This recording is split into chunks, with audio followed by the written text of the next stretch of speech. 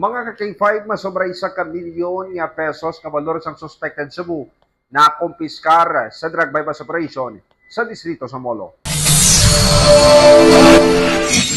Na-recover ang masobra 1 milyon nga valor sang suspected Cebu sa drug bypass operation sa Zone 2, Barangay San Juan, Molo. Ginpatigayon ng operasyon hapon sa Pebrero 19. Ang subject ang kilala kay Oscar Aguirre, 57 anyos, kag-residente man sang nasambit nga lugar.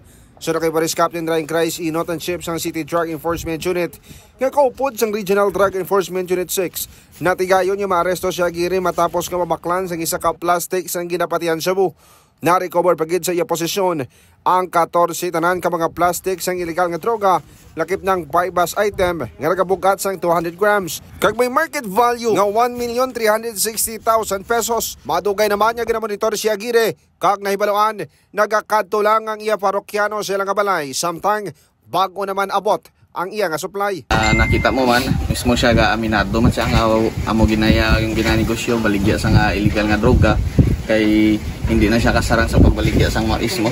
Kag sa karon mga ka-K5, nakahulong na sa Molo PNP ang subject kag natalana nga pasakaan sang kaso sa paglapas sa Comprehensive Dangerous Drugs Act of 2002 o kunang Republic Act 9165. Ako naman si ka-K5, Aaron Refollo, para sa Kampiyon na Balita, Serbisyo Publiko kang Kalingawan sa Iloilo, number 1 na kita, K5 News at Am.